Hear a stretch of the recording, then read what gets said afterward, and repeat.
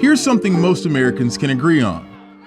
Immigration is a polarizing issue, especially when it comes to undocumented immigrants, including so-called dreamers. But how many of us have a clear understanding of the system? It's a set of laws that's so complicated, it's often compared to the tax code. And what's arguably the most misunderstood area of immigration law? The limited routes to green cards or permanent residency available to some unauthorized immigrants. So let's dive in. Why can't the dreamers just apply for citizenship? Can those young immigrants become citizens? The number one misconception is that people have avenues to become legal and they just haven't taken advantage of them. In almost all cases, that is not true. In other words, they have many obstacles to actually being able to gain legal status. The vast majority of undocumented immigrants can't apply for citizenship unless they first held a green card for many years. And the green card routes themselves are highly limited. They're divided into three categories: family reunification, employment, and humanitarian protections. Family-based green cards are split up by degrees of preference, and the most preferred immigrants are adult U.S. citizen spouses, parents, and unmarried children under 21. The government also allows certain less preferred relatives to apply for green cards, but the process takes longer, and the green cards available for these relatives are capped at $226,000 a year. This group is limited to siblings of adult U.S. citizens, certain children of U.S. citizens or green card holders, and spouses of green card holders. Part of it is you might think of as humanitarian for those U.S. citizens who have formed relationships with immigrants. Part of it could be practical. You don't want to split up families. That's costly for our country. You may not want to lose our citizens who now have to go, abroad if they have no other options. The next route is through employment-based green cards, which are capped at $140,000 a year.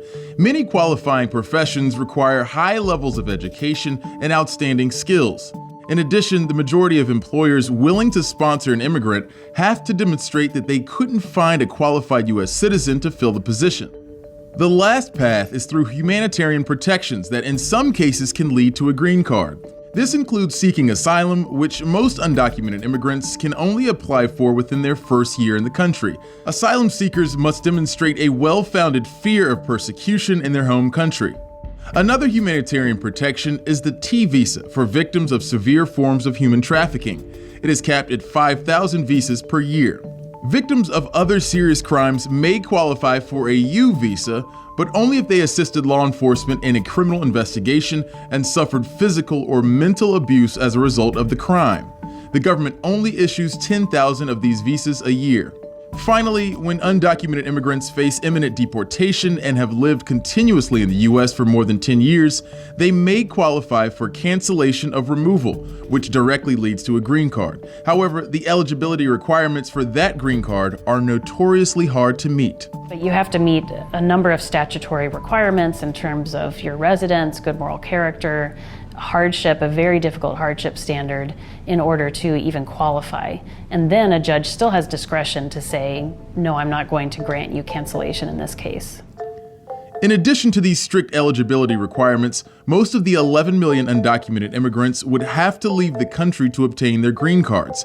But if they leave, a reentry bar could keep them out for years. One of the things that people complain about is that immigrants need to go back to their country and wait in line, especially if they've come here without permission. It sounds right. It sounds like that would be more fair for them to do that. But what they fail to understand is how our law penalizes them for leaving the country if they've been here unlawfully. If they leave the country, immigrants who have resided in the U.S. illegally for more than 6 months get barred from re-entering the U.S. for 3 years. And for those who have lived here unlawfully for more than a year, the re-entry bar is 10 years.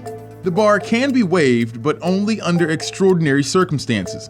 Applicants have to prove that being kept out of the U.S. for years would cause extreme hardship, not on themselves, but on a spouse or parent who is either a U.S. citizen or a green card holder.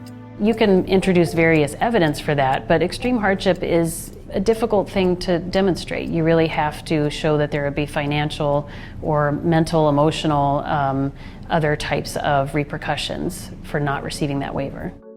Here's another little known fact. No country can receive more than 7% of all the visas issued in a year. As a result, many immigrants from countries with high levels of immigration to the US have to wait for years, sometimes decades, just for a green card to become available to them. My students are oftentimes quite surprised that you could be perfectly eligible for a visa because of your relationship to a family member in the US, but because you're from Mexico or the Philippines or India, you might have to wait 10, 20, 30 years for that visa to become available. There's a lot of talk about immigration reform, reforming the system. It's great to be here today to unveil legislation that would represent the most significant reform to our immigration system. Why we today are calling on Speaker Ryan and Leader McConnell to immediately put the DREAM Act on the floor for a vote in the House and Senate.